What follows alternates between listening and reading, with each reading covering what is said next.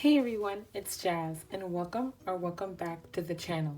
For those of you who are new, my name is Jasmine, aka Jazz, and on this channel you will see cash envelope stuffings, budget breakdowns, savings challenges, and all things related to personal finance. So if that sounds good to you, do yourself a favor, hit that subscribe button down below, and let's get into today's video. So in today's video, we're going to be doing my second budget breakdown for the month of July. Now, I know that we are at the end of the month, but I have a good reason. So this past weekend was my best friend's bachelorette weekend. And so I really wanted to make this video before the weekend, but I was too busy prepping for the weekend. So this is why this video is late, as well as the other videos that will follow this video, because your girl was busy partying. So that's why we're a little behind schedule with everything. Just been like really busy behind the scenes with everything with life, like, you know, resting, work, all that stuff. But let's go ahead and get into the video. Before I begin, how are you guys doing? What is up? What is new? What are your goals for August as we begin the month, I think tomorrow, and all that. So how are you guys doing? I'm well. I actually started work today. Today in Texas was the first day for all of the fall sports for UIL. So like all the high school sports, middle school, everything like that. Well, I guess it's mainly high school, but either way, we started football, volleyball, and cross country today at work. And so I was busy with that in this lovely heat, but no complaints. I am thankful. So let's go ahead and get into it. So if you were new, I am using a pen and notebook for my budget system now. I was using like a budget notebook before, but I ran out because it's only 6 months, and so I decided to go back to pen and paper, something that I've used before many times when it comes to my budgeting. But this is what I know works for me for sure, and I'm able to make it my own and everything. So that's what I'm going to be using today for this budget, and let's go ahead and jump right into it. So we're going to start off with my cash envelopes first.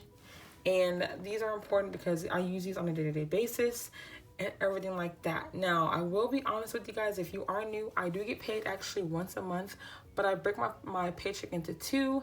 So that's why you'll always see me do bi-weekly budget 1, bi-weekly budget 2. I do not get a third paycheck. Again, I'm only paid once, so that's why I just break it into 2 halves and I make it work for my month. That's how I do that. Also, while I am disclaiming how I budget my money, I do not show all of my bills. I just show like my variable expenses and other things that I'm saving for, just because I feel like it's a little personal for me to share all my bills and everything like that. But I do have bills, and my bills are paid on time, so hallelujah. Well, maybe not my cell phone bill, but either way, I have the money for a cell phone bill. I just forget to pay that bill. I should make it an automatic draft, but you know, we'll get there one day. So enough for the disclaimers. Let's go ahead and get into my budget. I don't want to make this video any longer than what it needs to be. So we're going to start off with my cash envelopes like I was saying. So grocery is going to be the first one, and I'm going to go ahead and budget $170 for that.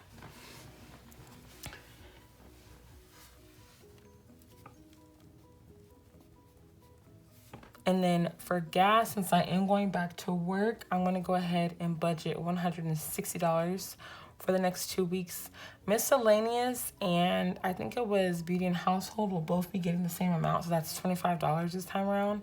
And that's just because, y'all, this budget that I have, I'm trying to do a true zero-based budget. So I'm trying to make sure I afford all of my bills and then some, especially when it comes to my sinking funds over here. But back to my cash envelope. So PG, that stands for Pretty Girl, will be getting $50 again because I'm getting my daughter this weekend. I'm so excited. You guys have no idea. And then the rest of these ones, gifts, J4M, that's just for me. And FF, which is fast food, will be getting $20 each. And that's just because I don't have any birthdays or anything like that to worry about this time around, which is good. I finally get a break. So many birthdays in July. It's crazy. So many birthdays, events, all that stuff. So that's done. And then special events, which is like my buffer. I usually put $100 into this one. I will actually, for the first time, be lessening it. Or is that even a word? I will be reducing it. There we go. by 3/4. So we'll be down to $25 with that. Now let me go ahead and get my handy dandy calculator. We can add this all up over here and we'll get the grand total for you guys. So give me one sec, let's add it up.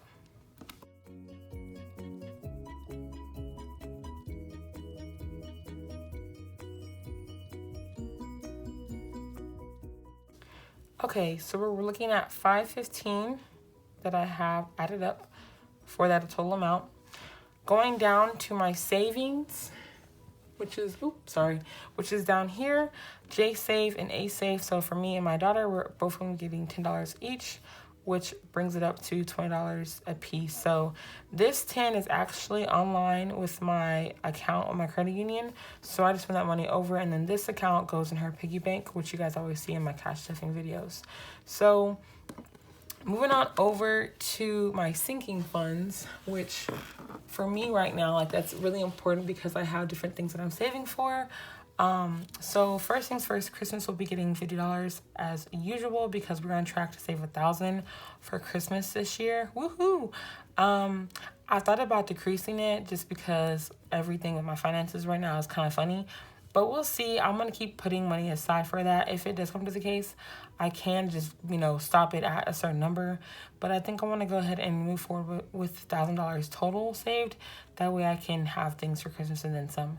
Car maintenance will be taking a little bit of a hit this time around with $30 into that. Wedding, I had budgeted, I think it was $200. And that was because of the bachelorette. But that is already done, so we'll just cross that out, right? I did end up spending, I think, $370 and some change total for the whole weekend, just because we ate out a lot and we went out, and just the expenses that happen when you're in a city like Dallas. So I did have some money left over and all that. As a matter of fact, here it is right here. So this is all what I have left over. And then all this right here, I need to put it back in the bank because I was in Dallas. Some of the restaurants and bars, they're cashless, so I had to use my card for that. But what I do in that case is I just take the money aside and I add it up. I compare the difference on my account with my credit union, and then I just go and put the money back in my account. And that's how I do that. So moving on to support small. This will be getting $5 this time just because, again, I'm on a very tight budget. I'm trying to put money aside for my daughter's daycare and as well as other things that are coming up for the upcoming months and everything like that. So that's why I'm really trying to tighten my budget as much as possible. So vacay will be getting $10. Again, A travel will be getting the $5 like I've been putting. A health will be $10. A Christmas will be $5. A B-Day will be $10. And then I think A fun was $10. Yeah, it's $10 as well. Holiday will be getting $10. And this last one down here, OMAF, that stands for 1 month ahead fund. That will be getting I think $200? Yeah. And that's because I am really needing to put more money towards this fund. I have been talking about it all this time, but I kind of just forgot about it with all of my other sinking funds that I'm saving for. But this one is really important because I might actually have to dip into that to pay for my daughter's daycare. So yeah, and yes, her daycare is really expensive here where I live, but I love her daycare. It's so conveniently close to my home where I live. And she loves it, and I don't like having to move her daycares every so often. So I'm fine with paying the price for her daycare as long as I know that she's happy with where she's attending school. So last but not least for my video, we're going to be talking about my savings challenges. I'm currently doing 4. So my $500 challenge, my ABC, my phone, and my dental. These ones, you know what? Yeah. These ones, I'm sorry, were $40. But I think I put a grand total of $100 towards my savings challenges. That way I know I have some money to put towards me. I was $100. So I'll put 100. And so I already have 40, that leaves me with $60. So I guess just for video's sake, we'll do 30 and 30. And whenever I do my savings challenge, I'll go back and I'll make sure I have enough for each one. I know for this challenge, a $500 challenge, I have more bigger amounts that I need to stuff. So like here's that challenge right here. So as you guys can see, I have bigger numbers to stuff, like $50, 75, 65.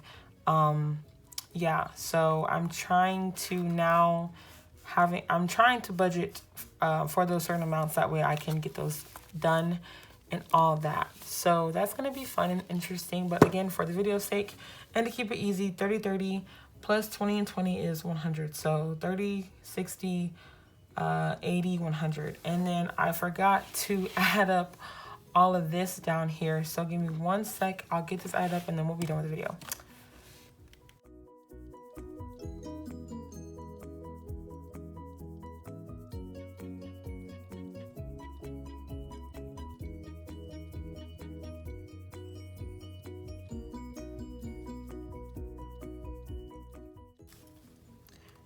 Okay, so grand total will be 545. So 545 or 515 plus 100 plus 20 plus 545. Let's add that up.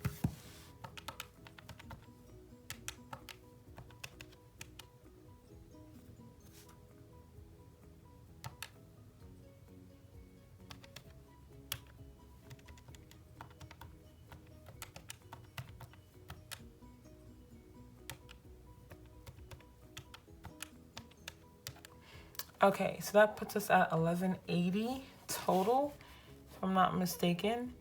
And I think I want to recount that because I might be off. But as of right now,